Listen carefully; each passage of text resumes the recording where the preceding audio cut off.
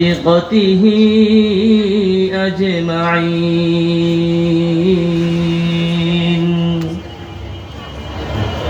أما بعد فأعوذ بالله من الشيطان الرجيم.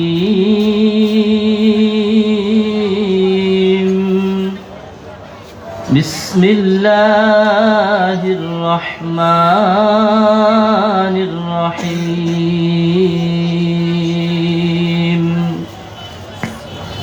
اليوم أكملت لكم دينكم وأتممت عليكم نعمتي ورضيت لكم الإسلام دينا. وقال رسول الله صلى الله عليه وسلم: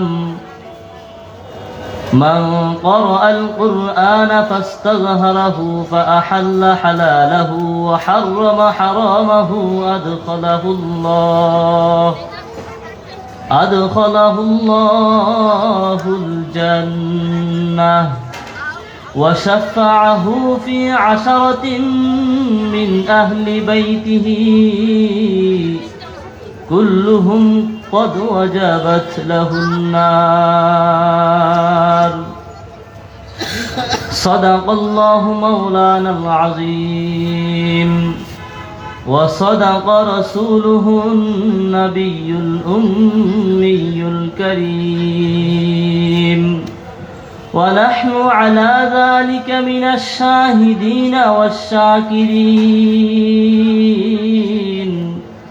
ربنا تقبل منا إنك أنت السميع العليم.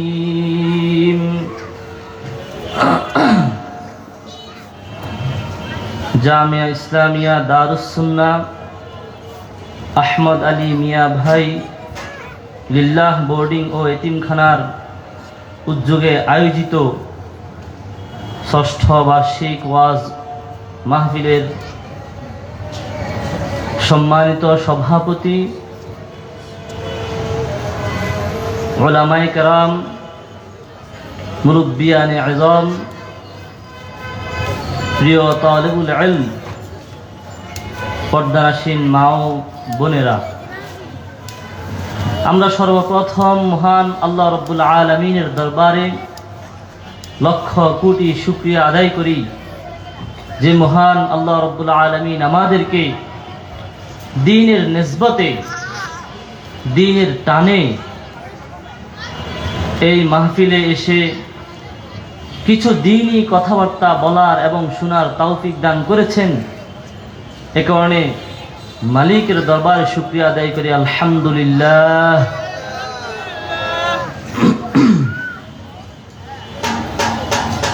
আমরা এখানে যারা আছি আমাদের প্রত্যেকেরই বিভিন্ন পরিচয় আছে,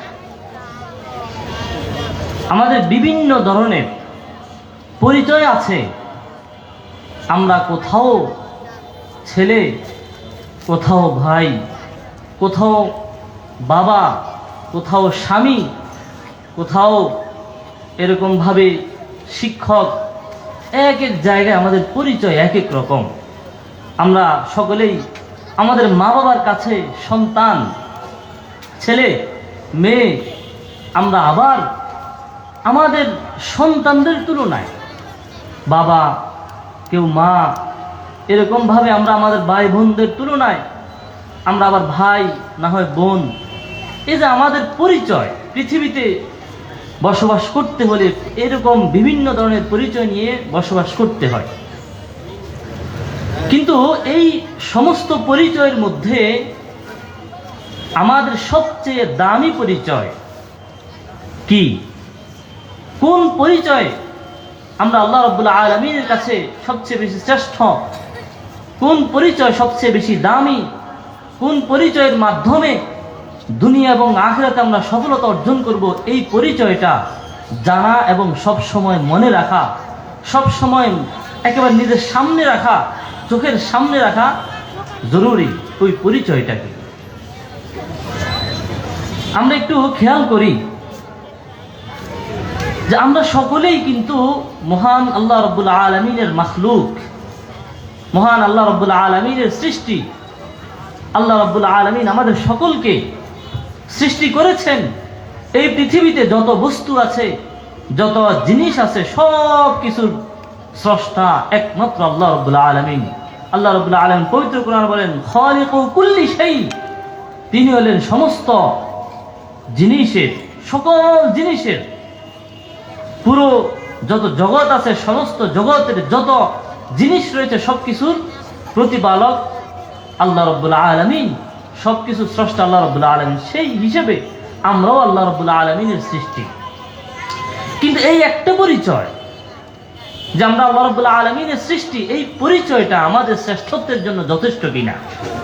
না, এই পরিচয়টা আমাদের শ্রেষ্ঠত্বের জন্য যথেষ্ট না। যদি যথেষ্টই হতো, যদি মাখলুক হওয়াটাই আমাদের পরিচয়ের জন্য যথেষ্ট হতো, তাহলে আমার মাঝে এই যে আমরা জিনিসপত্র দেখতেছি, লাইট দেখতেছি, এরকম ভাবে এখানে মাইক দেখছি, এরকম ভাবে যত কিছু আমরা দেখতেছি, এই সব কিছুর মান এবং আমাদের মান সমান হয়ে যেত। অথচ সমান নয়। এই যে টিস্যু বক্সটা আমরা দেখছি, এই টিস্যু বক্স এটা এবং আমার মান, আপনাদের মান সমান নয়। এই টিস্যু বক্সের তুলনায় আমাদের মান হাজার হাজার, লক্ষ লক্ষ, কোটি কোটি গুণ বেশি। তাহলে বোঝা গেল একজন মানুষ শ্রেষ্ঠ হওয়ার জন্য শুধু আল্লাহ রাব্বুল আলামিনের মাখলুক এই পরিচয়টাই যথেষ্ট নয়। তাহলে কোন পরিচয় আমাদের শ্রেষ্ঠত্বের জন্য যথেষ্ট, একটু একটু আমরা খেয়াল করি। মাখলুক হওয়ার সাথে সাথে আল্লাহ রাব্বুল আলামিন আমাদেরকে জীব বানিয়েছেন, আমাদের মধ্যে প্রাণ দিয়েছেন। যে সমস্ত জিনিস এর মধ্যে প্রাণ নেই, জান নেই, তাদের তুলনায় আমরা শ্রেষ্ঠ। কিন্তু প্রাণী হওয়াটাই এটা আমাদের শ্রেষ্ঠত্বের জন্য যথেষ্ট কিনা? না, প্রাণী হওয়াটাই আমাদের শ্রেষ্ঠত্বের জন্য যথেষ্ট না। কারণ গরু যেমন একটা প্রাণী, আমিও প্রাণী। ছাগল যেমন একটা প্রাণী, আমিও প্রাণী। কুকুর যেমন একটা প্রাণী, আমিও প্রাণী। যদি প্রাণী হওয়াটাই আমার শ্রেষ্ঠত্বের জন্য যথেষ্ট হতো, তাহলে কুকুরের মাঝে আমার মাঝে কোনো পার্থক্য নেই, ছাগলের মাঝে আমাদের মানুষের মাঝে কোনো পার্থক্য থাকতো না, কুকুরের মাঝে মানুষের মাঝে কোনো পার্থক্য থাকতো না। কিন্তু বাস্তবে অনেক পার্থক্য রয়েছে। তাহলে বোঝা গেল যে প্রাণী হওয়ার পরিচয়টা আমাদের জন্য যথেষ্ট না, তার আরো পরিচয় আছে। কি পরিচয়? প্রাণী হওয়ার সাথে সাথে আমরা মানুষ।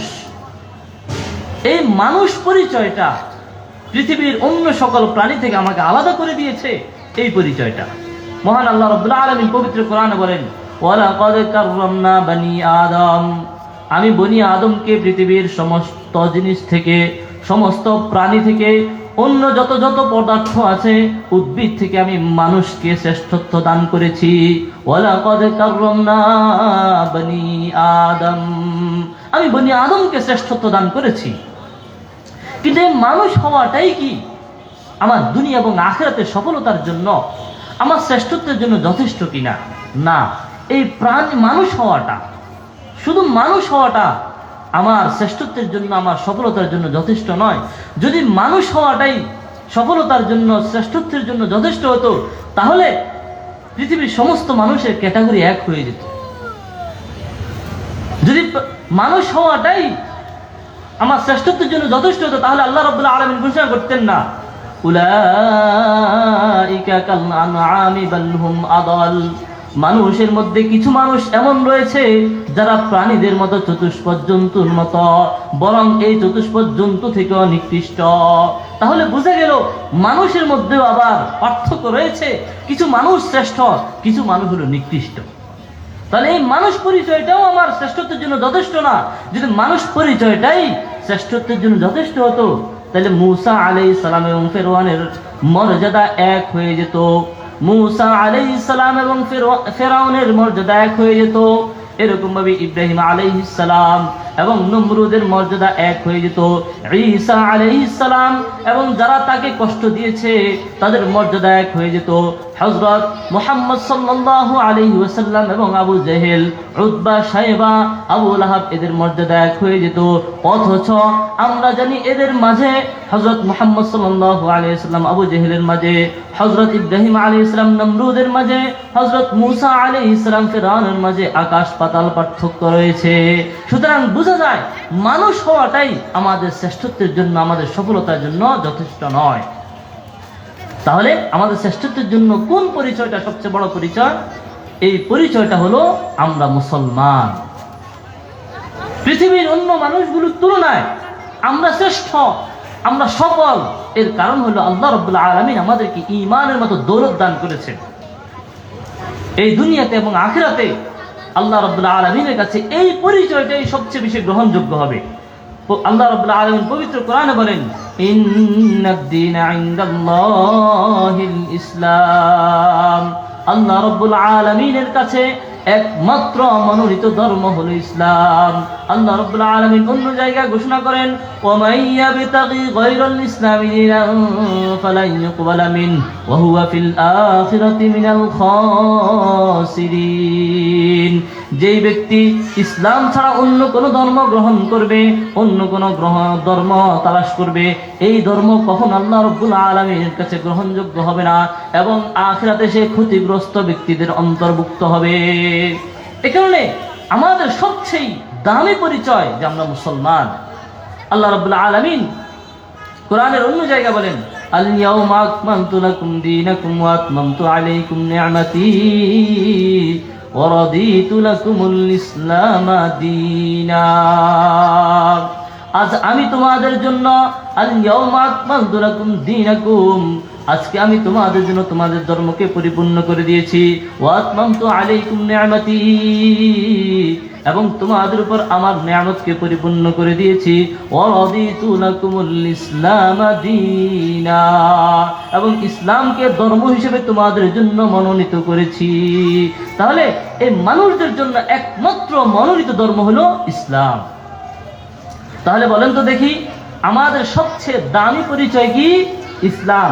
এই ইসলামের ভিত্তিতেই আখিরাতে দুইটা ফরিক তৈরি হবে, ফারিকুন ফিল জান্নাতি ওয়া ফারিকুন ফিস সাঈর। এক ফরিক হবে, এক দল হবে, এক জামাত হবে জাহান্নামী, আরেক দল হবে, আরেক জামাত হবে, আরেক ফরিক হবে জান্নাতি।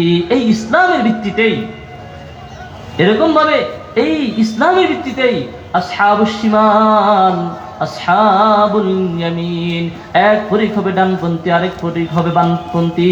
আল্লাহ রাব্বুল আলামিন এরকম পার্টিশন তৈরি করে দিবেন, আলাদা হয়ে যাও। আমতাজুল ইয়াউমা আইয়ুহাল মুজরিমুন, হে মুজরিমরা, হে অপরাধীরা, আলাদা হয়ে যাও। যারা নেককার তারা একদিকে যাও, যারা বদকার তারা আরেক দিকে যাও। এইভাবে আল্লাহ তাআলা পার্টিশন তৈরি করে দিবেন, আলাদা করে দিবেন, একমাত্র এই ইসলাম পরিচয়ের মাধ্যমে। এ কারণে ভাই, আমাদের সবচেয়ে দামি পরিচয় আমরা মুসলমান। আমরা মুসলমান, আমরা বাঙালি নই, বাংলাদেশি পরিচয় নয়, মুন্সি, চৌধুরী, মজুমদার এই সমস্ত পরিচয় নয়, বরং আমাদের সবচেয়ে দামি পরিচয় আমরা মুসলমান। সব কিছুতেই আপনি যেই কোনো কাজ করবেন, একটু থামেন, একটু অক্ষ করেন, নিজেকে প্রশ্ন করেন, আমি যে কাজ করছি, যে কাজ করতে যাচ্ছি, এই কাজ মুসলমান হিসেবে আমার জন্য বৈধ কিনা নিজেকে প্রশ্ন করেন। আমার ব্যক্তিগত জীবনে, আমার পারিবারিক জীবনে, আমার সামাজিক জীবনে, আমার রাষ্ট্রীয় জীবনে, সকল জীবনের প্রতিটা ক্ষেত্রে আমি নিজেকে প্রশ্ন করব, আমার ব্যক্তিগত জীবনকে আমি ইসলাম অনুযায়ী সাজাইলাম কিনা, আমার পারিবারিক জীবন আমি ইসলাম অনুযায়ী সাজাইলাম কিনা, আমার সামাজিক জীবনটাকে আমি ইসলাম অনুযায়ী সাজাইলাম কিনা, আমি রাষ্ট্রীয় পর্যায়ে ইসলাম কায়েমের জন্য সেই প্রচেষ্টা করলাম কিনা। নিজেকে প্রশ্ন করেন আগে নিজের ব্যক্তিগত জীবনে। ভাই, আখিরাতে অন্য কোনো পরিচয় কাজে আসবে না। আপনি অন্য কোনো পরিচয় নিয়ে যাবেন, কোনো কাজে আসবে না। একমাত্র এই ইসলাম পরিচয় নিয়ে আল্লাহর সামনে দাঁড়ান, ইনশাল্লাহ কাজে আসবে। এই কারণে প্রত্যেকটা ক্ষেত্রে, জীবনের প্রতিটা ক্ষেত্রে আপনি নিজেকে প্রশ্ন করেন, থামেন। আপনি ব্যবসা করবেন, একটু থামেন, নিজেকে প্রশ্ন করেন, একজন মুসলমান হিসেবে আমার ব্যবসাটা কেমন হওয়া উচিত, আমার ব্যবসাটা কেমন হওয়া উচিত। আমি বিয়ে করতে যাব, থামেন, নিজেকে প্রশ্ন করেন, বিয়ে করতে গেলে আমার একজন মুসলমান হিসেবে কিভাবে বিয়ে করা, কি করণীয়, কি বর্জনীয় আছে নিজেকে প্রশ্ন করেন। আপনি এরকম ভাবে সন্তান জন্ম নিল, এই সন্তান লালন পালনের ক্ষেত্রে নিজেকে প্রশ্ন করেন, আমার বড় পরিচয় হলো মুসলমান, আমি এই পরিচয়ের মাধ্যমে একজন মুসলমান হিসেবে আমি আমার সন্তানকে কিভাবে লালন পালন করব, তাকে কি শিক্ষা দেব, নিজেকে প্রশ্ন করেন। আগে নিজের জীবনে এই ইসলামের দাবিগুলো, ইসলামের চাওয়া পাওয়াগুলো ফিট করতে হবে। মুয়াজ্জিন ডাকেন, হাইয়া আলাস সালাহ, হাইয়া আলাস সালাহ, হাইয়া আলাল ফালাহ, হাইয়া আলাল ফালাহ। আসো জান্নাত নামাজের দিকে, আসো আসো নামাজের দিকে, আসো আসো কল্যাণের দিকে, আসো আসো কল্যাণের দিকে আসো। মুয়াজ্জিন প্রতিদিন 5 বার আমাকে ডাকতে থাকে, হাইয়া আলাস সালাহ, হাইয়া আলাল ফালাহ, কল্যাণের দিকে আসো, সফলতার দিকে আসো। আমি কি মুয়াজ্জিনের ডাকে ইসলামের দাবি অনুযায়ী প্রতিদিন 5 বেলা হাজিরা দিই কিনা নিজেকে প্রশ্ন করি। আমার নিজের ভিতরে এই ইসলামের দাবি আমি ফিট করাইতে পারলাম কিনা নিজেকে প্রশ্ন করি। আমার পরিবারের মধ্যে ইসলামের দাবি আমি ফিট করাইতে পারলাম কিনা প্রশ্ন করি। নিজের প্রতিটা ক্ষেত্রে আপনি নিজেকে প্রশ্ন করেন। ভাই, বিয়ের অনুষ্ঠান হবে, প্রশ্ন করেন নিজেকে যে আমার সবচেয়ে বড় পরিচয়। আগে থামেন, আমি মুসলমান, এই মুসলমান হিসেবে এই কাজটা করা কি আমার ঠিক কিনা, মুসলমান হিসেবে আমার এই কাজটা করা ঠিক কিনা, মুসলমানিত্বের দাবি অনুযায়ী আমি এই কাজটা করবো কিনা, এটা আমাকে প্রশ্ন করা উচিত। নিজেকে আগে প্রশ্ন করেন। আমরা কতজন বিয়ের আগে এভাবে দোয়া করছি যে আল্লাহ আমাকে একটা ভালো পরিবার দান করেন। আল্লাহ রাব্বুল আলামিন পবিত্র কোরআনে আমাদেরকে শিখিয়ে দেন, ওয়াল্লাযীনা ইয়াকুলুনা রাব্বানা হাব লানা মিন আজওয়াজিনা ওয়া যুররিয়াতিনা কুররাতা আ'ইউনিন ওয়াজআলনা লিল মুত্তাকিনা ইমামা। যে আল্লাহ তাআলার প্রিয় বান্দা তো তারা যারা আল্লাহ তাআলার কাছে দোয়া করে, রব্বানা হাব লানা মিন আজওয়াজিনা, আল্লাহ আমাদেরকে এমন স্ত্রী সন্তান দান করেন, কুররাতা আ'ইউন, যাদেরকে দেখলে চক্ষু শীতল হয়ে যায়, যাদেরকে দেখলে চক্ষু শীতল হয়ে যায়, এমন স্ত্রী সন্তান আমাদেরকে দান করেন। কখনো কি আল্লাহ তাআলার কাছে দোয়া করেছি, আল্লাহ আমাকে এমন পরিবার দান করেন, আমাকে এমন এমন সন্তান দান করেন যাদেরকে দেখলে আমার চক্ষু শীতল হয়ে যায়। পৃথিবীর সমস্ত কিছু আমাকে কষ্ট দেয়, আমাকে পীড়া দেয়, যেখানে যাই সেখানে কষ্ট পাই, সফলতার দেখা পাই না, কিন্তু আল্লাহ পরিবারটাকে এমন ভাবে দেন, স্ত্রী সন্তান এমন দেন যে বাসায় গেলে তাদের দিকে তাকাইলে পৃথিবীর সমস্ত কষ্ট ভুলে যাই, আমার চক্ষু শীতল হয়ে যায়, সমস্ত পেরেশানি দূর হয়ে যায়, দুশ্চিন্তা দূর হয়ে যায়। কখনো কি আল্লাহ তাআলার কাছে দোয়া করেছি এভাবে? কখনো করিনি। তাহলে আমাদের শান্তি আসবে কিভাবে? আমি মুসলমান হিসাবে আমার ফ্যামিলিটাকে, আমার পরিবারটাকে সাজাইতে পারলাম কিনা কখনো কি প্রশ্ন করেছি? আমার সন্তান আছে, এই সন্তানকে কখনো কি লালন পালন করার ক্ষেত্রে প্রশ্ন করেছি যে না আমার ভিতরে মুসলমানিত্ব আছে কিনা, মুসলমান হিসাবে আমার এই সন্তানকে আমি লালন পালন করছি কিনা, আমি মুসলমান হিসাবে নিজে ইলমের কতটুকু অধ্যায় শিখেছি, আমার ইলম আমলের জন্য, আমার কাজের জন্য, আমার আমল করার জন্য যতটুকু ইলম দরকার আমি নিজে শিখলাম কিনা, আমার এই সন্তানকে আমি শিখাইলাম কিনা, কখনো কি প্রশ্ন করেছি? না ভাই, আমরা উদাসীন। আমরা নিজের ব্যক্তিগত জীবনে ইসলামকে দেখি না, আমরা আমাদের পারিবারিক জীবনে ইসলামকে দেখি না, নিজের পরিবারের মধ্যে ইসলাম কতটুকু আছে একটু নিজেকে প্রশ্ন করি, একটু নিজেকে প্রশ্ন করি।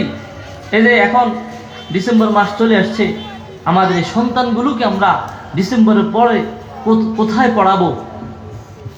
তাদেরকে দ্বীনি শিক্ষা দেওয়া উচিত কিনা? একজন মুসলমান হিসেবে আমার কি তাদেরকে দ্বীনি শিক্ষা দেওয়া লাগবে কিনা, এটা কখনো প্রশ্ন করেছি? মনে রাখবেন, কাল কিয়ামতের ময়দানে এই সন্তানগুলো আপনাদের বিরুদ্ধে অভিযোগ করবে যে না আল্লাহ, আমরা তো আমাদের মাতা পিতার অনুসরণ করেছি, তারা তো আমাদেরকে কখনো ভালো পথে পরিচালিত করে নাই, ভালো পথে চালায় নাই আমাদেরকে কখনো, আমরা তো তাদের অনুসরণ করেছি, তারা তো আমাদেরকে দ্বীন শিক্ষা দিল না, তারা তো আমাদেরকে শুধু দুনিয়া শিখাইছে কিন্তু দ্বীন শিখাই নাই। কিন্তু যে আপনি আজকে দ্বীন শিখান, তাহলে আপনার চোখ যখন বন্ধ হয়ে যাবে, এই সন্তান আপনার কাজে আসবে। ক্বালা রাসূলুল্লাহ সাল্লাল্লাহু আলাইহি ওয়াসাল্লাম, ইযা মাতাল আবদু ইনকাতাআ আনহু আমালুহু ইল্লা মিন সালাস সাদকাতিন জারিয়াহ আও ইলমিন ইউনতাফাউ বিহি আও ওয়ালাদিন সালিহিন ইয়াদউ লাহু। জনাবে মুহাম্মদুর রাসূলুল্লাহ সাল্লাল্লাহু আলাইহি ওয়াসাল্লাম বলেন, যখন কোনো ব্যক্তি দুনিয়া থেকে বিদায় নিয়ে যায়, যখন কোনো ব্যক্তি ইন্তেকাল করে, তখন তার সমস্ত আমল বন্ধ হয়ে যায়। 3 ধরনের আমল বাকি থাকে। কয় ধরনের আমল? 3 ধরনের আমল। ইযা মাতাল আবদু ইনকাতা আনহু আমালুহু ইল্লা মিন সালাস। 3 ধরনের আমল জারি থাকে। সদকাতিন জারিয়া, সে দুনিয়াতে থাকা অবস্থায় সদকায়ে জারিয়া করেছে, এমন সদকা করেছে যে সদকা সবসময় চলতেই থাকে। মসজিদ করে দিয়েছে, মাদ্রাসা করে দিয়েছে, কোথাও ওযুখানা করে দিয়েছে, কোথাও কল বসিয়ে দিয়েছে, কোথাও এরকম পানির ব্যবস্থা করে দিয়েছে, কোথাও রাস্তাঘাট করে দিয়েছে, যে সদকা সবসময় চলতেই থাকে, চলতেই থাকে, চলতেই থাকে। এমন সদকার সওয়াব ওই ব্যক্তি দুনিয়া থেকে বিদায় নেওয়ার পরেও তার আমলনামায় জারি থাকবে। 1 নম্বর সদকায়ে জারিয়া। 2 নম্বর আও ইলমিন ইউনতাফাউ বিহি, এমন ইলম যে ইলম সে দুনিয়াতে শিখেছিল এবং অন্যদেরকে শিখিয়েছে। এই শিখানো ইলম তারপরেও ওই সে তাদেরকে শিখিয়েছে, তারা আবার আরেকজনকে শিখিয়েছে, তারা আবার আরেকজনকে শিখিয়েছে, এভাবে কিয়ামত পর্যন্ত জারি থাকবে। এই ইলমের সওয়াবটাও তার আখিরাতে, তার কবরে যেতে থাকবে। 2 নম্বর, 1 নম্বর সদকায়ে জারিয়া, 2 নম্বর ইলম শিখেছে, অন্যকে শিখিয়েছে, 3 নম্বর আও ওয়ালাদিন সালিহিন ইয়াদউ লাহু, দুনিয়া থেকে চলে যাওয়ার সময় সে একজন নেককার সন্তান দুনিয়াতে রেখে গেছে, যে নেককার সন্তান প্রতিদিন তার পিতামাতার জন্য দোয়া করে, রব্বানা আতিনা ফিদ দুনিয়া হাসানা, দোয়া করে, আবার দোয়া করে, রব্বির হামহুমা কামা রব্বায়ানি সগীরা, রব্বির হামহুমা কামা রব্বায়ানি সগীরা। আল্লাহ, আমার পিতা মাতা ছোটকালে আমাকে লালন পালন করেছে কত কষ্ট করে। আল্লাহ, আল্লাহ তারা না খেয়ে আমাদেরকে খাইয়েছেন, না পড়ে আমাদেরকে পড়িয়েছেন। আল্লাহ কত কষ্ট করে আমাদেরকে লেখাপড়া শিখিয়েছেন, আমাদেরকে নেককার বানিয়েছেন, আমাদেরকে তোমার পথে পরিচালিত করেছেন। আল্লাহ তারা আজকে দুনিয়াতে নাই, না জানি কি অবস্থায় আছে। আল্লাহ দুনিয়া থেকে চলে গেছে কবরে, না জানি তাদের সাথে কেমন মুআমালা চলছে। আল্লাহ আমাদেরকে তারা যেভাবে লালন পালন করেছিল, আমাদেরকে দুনিয়াতে যেভাবে তারা লালন পালন করেছিল, আল্লাহ আজকে আপনি তাদেরকে সেভাবে লালন পালন করুন। আল্লাহ আমাদের সাথে দুনিয়াতে তারা যেমন মুআমালা করেছিল, আজকে আপনি কবরে তাদের সাথে তেমন মুআমালা করুন। আল্লাহ দুনিয়াতে তারা যেভাবে আমাদের উপর দয়া দেখিয়েছিল, আল্লাহ আপনি কবরে আজকে তাদের সাথে সেমন দয়ার ব্যবহার করুন। এভাবে দোয়া করতে থাকবে আপনার মৃত্যুর পরে। এর চেয়ে বড় পাওয়া আর কি আছে ভাই? আপনি এমন সন্তান দেখে যান দুনিয়াতে, আপনি নেককার সন্তান দেখে যান, আপনার জন্য দোয়া করবে। আর বদকার সন্তান দেখে যান, আপনাকে সে সবসময় লানত দিবে যে আমার বাবা আমার জন্য কি করে রেখে গেছে। ভাই ভাই কিলাকিলি করবে, তারা মারামারি করবে, হানাহানি করবে, তারা আপনাকে দোষারোপ করবে যে আমার বাবা সারাদিন জীবন কি করছে আমাদের জন্য। একেবারে নেককার সন্তান দেখে যান। অন্য হাদিসের মধ্যে আছে, ক্বালা রাসূলুল্লাহ সাল্লাল্লাহু আলাইহি ওয়াসাল্লাম, মান ক্বারাআল কুরআন ফাস্তাযহারাহু ফাআহাল্লা হালালাহু ওয়া হাররামা হারামাহু আদখালাহুল্লাহুল জান্নাহ ওয়া শাফাআহু ফি 'আশারাতিন মিন আহলি বাইতিহি কুল্লুহুম ক্বাদ ওয়াজাবাত লাহুন নার। জনাবে মুহাম্মদুর রাসূলুল্লাহ সাল্লাল্লাহু আলাইহি ওয়াসাল্লাম বলেন, যে ব্যক্তি কোরআন শিখলো, কোরআন হিফজ করলো এবং সে অনুযায়ী আমল করলো, কোরআনের হালালকে হালাল মেনে তা গ্রহণ করেছে, হারামকে হারাম মেনে তা বর্জন করেছে, কিয়ামতের ময়দানে আল্লাহ তাআলা তাকে ক্ষমা করে দিবেন। আদখালাহুল্লাহুল জান্নাহ, তাকে জান্নাত দিয়ে দিবেন, জান্নাতের ফয়সালা করে দিবেন। ওয়া শাফাআহু ফি 'আশারাতিন মিন আহলি বাইতিহি কুল্লুহুম ক্বাদ ওয়াজাবাত লাহুন নার। এবং আল্লাহ রাব্বুল আলামিন এই আলেমের, এই হাফেজে কোরআনের সুপারিশ গ্রহণ করবেন তার পরিবারের 10 জনের ব্যাপারে, যেই 10 জনের ব্যাপারে জাহান্নামের ফয়সালা হয়ে গেছে। মানে তার পরিবার পরিজনের 10 জন ব্যক্তি এমন আছে যে যাদের আমলের ত্রুটির কারণে ফয়সালা হয়ে গেছে যে তারা জাহান্নামী। এই সন্তান, এই ব্যক্তি, এই আলেম, এই হাফেজ, তাদের জন্য আল্লাহর কাছে সুপারিশ করবেন, আল্লাহ তারা আমাদেরকে দুনিয়াতে লালন পালন করেছিলেন, আল্লাহ তারা আমাদেরকে দেখাশোনা করেছিলেন, আমাদের জন্য কষ্ট করছে, আল্লাহ আজকে আমি জান্নাতি তারা জাহান্নামী, আল্লাহ আপনি তাদেরকে ক্ষমা করে দেন। তাদেরকে আল্লাহ রাব্বুল আলামিন এই আলেমের সুপারিশে ক্ষমা করে দিবেন 10 জনকে। وشفعه في 10 من أهل بيته كلهم قد وجبت لهم النار। এই কারণে ভাই, আমার সবচেয়ে বড় পরিচয় ইসলাম। আমাকে নিজের ব্যক্তি জীবনে, আমাকে নিজের পারিবারিক জীবনে, আমাকে নিজের সামাজিক জীবনে, আমাকে আমার রাষ্ট্রীয় জীবনে, সব জায়গায় এই পরিচয়টাকে সামনে আনতে হবে। কি বলেন? আমরা কোন পরিচয়কে সামনে আনবো? ইসলামের পরিচয়কে। কোন পরিচয়কে? ইসলামের পরিচয়কে। এই যে সামনে রাষ্ট্রীয় একটা ব্যবস্থা, রাষ্ট্রীয় সেই চিন্তাধারার জিনিস আমাদের সামনে আসছে, সামনে নির্বাচন, ওই জায়গাতেও আমি বলছি না কোন দলকে ভোট দিবেন, আপনি নিজেকে প্রশ্ন করেন, আমি একজন মুসলমান হিসেবে আমার এক্ষেত্রে করণীয় কি? আপনি নিজেকে প্রশ্ন করেন। আপনার এলাকায় 5 জন প্রার্থী, আপনি নিজেকে প্রশ্ন করেন, এই 5 জন প্রার্থীর মধ্যে আমাকে কোন ব্যক্তিকে সমর্থন করা উচিত আমার উপরে, আমি কাকে সমর্থন জানাবো, এটা নিজেকে প্রশ্ন করেন মুসলমান হিসাবে। এবং মুসলমান কখনো এটাও যেন মনে না করে যে ইসলাম হলো মসজিদে, ইসলাম হলো মাদ্রাসায়, ইসলাম হলো নামাজে, ইসলাম হলো ঈদের জামাতে, ইসলাম হলো সন্তান জন্ম নিলে নাম রাখার ক্ষেত্রে, ইসলাম হলো জানাজার মধ্যে, ইসলাম হলো কোনো ব্যক্তি মারা গেলে এরপরের দিন 3 দিন 4 দিন করার মধ্যে, এগুলোর মধ্যে ইসলাম। এবং অন্যান্য কাজ, আমি ব্যবসা করবো সেখানে ইসলাম দরকার নেই, যেভাবে ইচ্ছা মুনাফা অর্জন করলেই আমার জন্য যথেষ্ট। আমি এরকম ভাবে অন্যান্য কাজ করব, চাকরি বাকরি করব, ওই জায়গাতে আমি ইসলামের কোনো দিক নির্দেশনা নেই, এটা ভুল। রাষ্ট্র পরিচালনা করবেন, সেখানে ইসলামের দিক নির্দেশনা নাই, এটা ভুল। তাহলে আপনি ইসলামকে অসম্পূর্ণ মনে করেন, অথচ আল্লাহ রাব্বুল আলামিন বলেন যে ইসলাম হলো পূর্ণ একটা ধর্ম। মানব জীবনের শুরু থেকে শেষ পর্যন্ত প্রত্যেকটা ক্ষেত্রে ইসলামের সুস্পষ্ট দিক নির্দেশনা রয়েছে।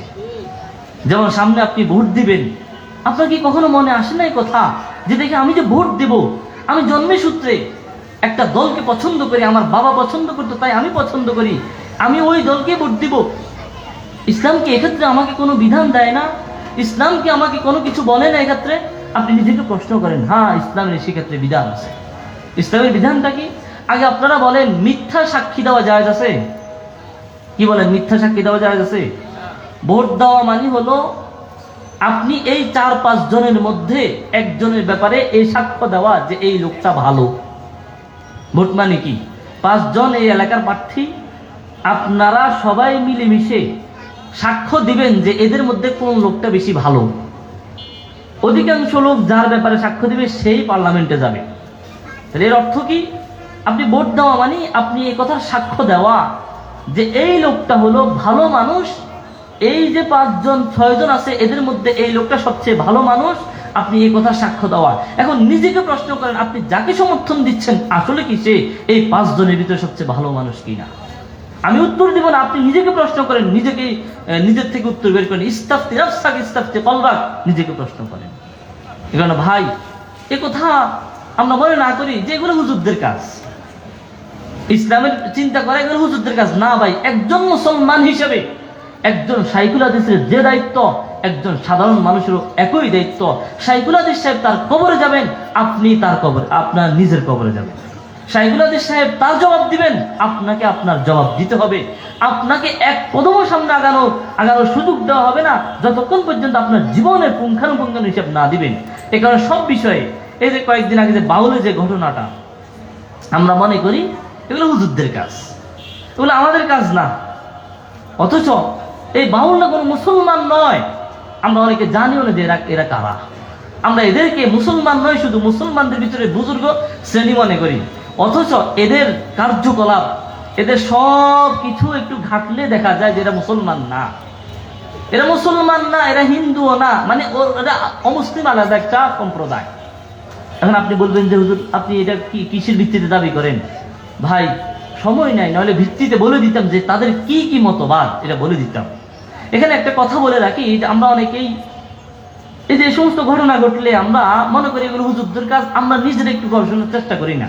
আপনাকে এই কথা মনে আসে নাই কখনো যে বাউল নিয়ে দেশে এত কিছু হচ্ছে, তা আমি একটু বাউল নিয়ে জানাশোনা করি?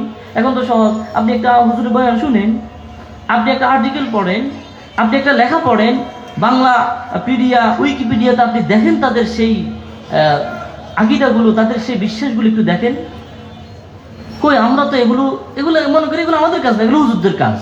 কিন্তু ভূমিকম্পের নিউজ আমাদের সবার মুখস্থ, ভূমিকম্পের নিউজ আমাদের সকলের মুখস্থ। ঢাকা শহরে কেমন ভূমিকম্প হতে পারে, কত বছরের মধ্যে হতে পারে, সম্ভাবনা কেমন আছে, কত মাত্রা হতে পারে, এই মাত্রা হলে কয়টা বিল্ডিং ভেঙে পড়বে, কি হবে না হবে, এই নিউজ কিন্তু আমাদের সকলের আছে। কিন্তু এই যে মারাত্মক একটা ঘটনা ঘটলো বাউল নিয়ে, এটা নিয়ে কিন্তু কেউ আমরা একটু যাচাই বাছাই করি নাই, আমরা কেউ পড়ালেখা করিনি এই ব্যাপারে। এটা কি দায়িত্ব শুধু হুজুরদের, আলেমদের? আমি মুসলমান হিসেবে কি আমার জানা দরকার নেই? আমি যে তাদেরকে মুসলমান মনে করছি, এই বিষয়ে কি আমার জানাশোনার দরকার আছে না? অবশ্যই আছে। একটু জানাশোনা করবেন, একটু খোঁজ নেবেন। ভাই, মুসলমান হিসাবে এই সমস্ত বিষয় আমার জানা থাকা দরকার। মাঝখানে শুধু দুইটা বিষয় বলবো। একটা হলো এই যে বাউলের সেই আবুল সরকার দাবি করছে যে আল্লাহ এক মুখে কয় রকমের কথা বলেন, যে আল্লাহ বলেন যে সর্বপ্রথম সৃষ্টি করছি এই জিনিস, আরেক জায়গা বলেন সর্বপ্রথম সৃষ্টি করছি ওই জিনিস, আরেক জায়গা বলেন সর্বপ্রথম সৃষ্টি করছি ওই জিনিস। 4 জায়গায় 4 রকমের কথা বলছেন। আমাদের মুসলমান যারা আমরা এই বিষয়ে ভালো করে যাচাই বাছাই করি নাই, আমাদের মনে একটা সন্দেহ ঢুকে গেছে, সংশয় ঢুকে গেছে যে কি আল্লাহ তাহলে 4 জায়গায় 4 রকম কথা বলে কিভাবে? আসলে এই যে সে দাবিটা করলো, ওটা ডাহা মিথ্যা কথা। পবিত্র কোরআনের কোন জায়গায় এই কথা লেখা নাই যে আল্লাহ কোন জিনিস সর্বপ্রথম সৃষ্টি করছেন, এই কথা লেখা নাই কোথাও। হাদিসের মধ্যে শুধু এতটুকু আছে, আউয়ালু মা খালাকাল্লাহ আল কলম, আল্লাহ রাব্বুল আলামিন সর্বপ্রথম কলম সৃষ্টি করেছেন। শুধু একটা জিনিসের কথাই আছে। আচ্ছা, আরেকটা কথা বলি শেষ, সেটা হলো যে নাস শব্দ আমরা সকলেই জানি, ইয়া আইয়ুহান নাস, হে লোকেরা, নাস মানে হলো মানুষ, কিন্তু সে দাবি করে নাস। তাহলে এই যে এত বড় একটা ঘটনা ঘটে যাচ্ছে, আল্লাহকে অপমানিত করার চেষ্টা করছে তারা, আমরা মুসলমানরা কি করেছি? আল্লাহ রাব্বুল আলামিন আমাদেরকে সব সময় ইসলাম পরিচয়টাকে সামনে এনে, সব পরিচয়কে পিছনে নিয়ে, ইসলামকে ধারণ করে ইসলামের চাওয়া অনুযায়ী, দাবি অনুযায়ী নিজের জীবনকে সাজানোর তৌফিক দান করুন। ওয়া আখিরু দাওয়ানা আলহামদুলিল্লাহি রাব্বিল আলামিন। আসসালামু আলাইকুম ওয়া রাহমাতুল্লাহি ওয়া বারাকাতুহু। মাশাআল্লাহ, জাযাকাল্লাহ। অত্যন্ত চমৎকার আলোচনা পেশ করেছেন শ্রদ্ধেয় আলোচক। আল্লাহ তাআলা আমাদের সকলকে এই আলোচনার উপর আমল করে উভয় জাহানে কামিয়াবি হাসিল করার তৌফিক দান করুন। সম্মানিত উপস্থিতি, আমাদের মূল কার্যক্রম বাদ এশা থেকে শুরু হবে ইনশাআল্লাহ। এখন আজান হবে, আজানের পরেই নামাজ হবে। এখানে আমরা কেউ ওদিক সেদিক ঘোরাফেরা না করে প্যান্ডেলে বসে যাব। অনেক বড় বড় উলামায়ে কেরাম আসবেন, আমরা তাদের থেকে আলোচনা শুনে উপকৃত হব ইনশাআল্লাহ।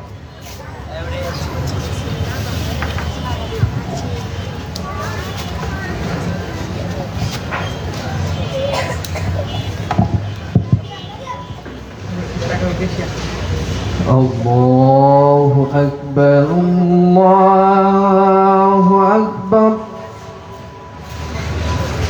الله أكبر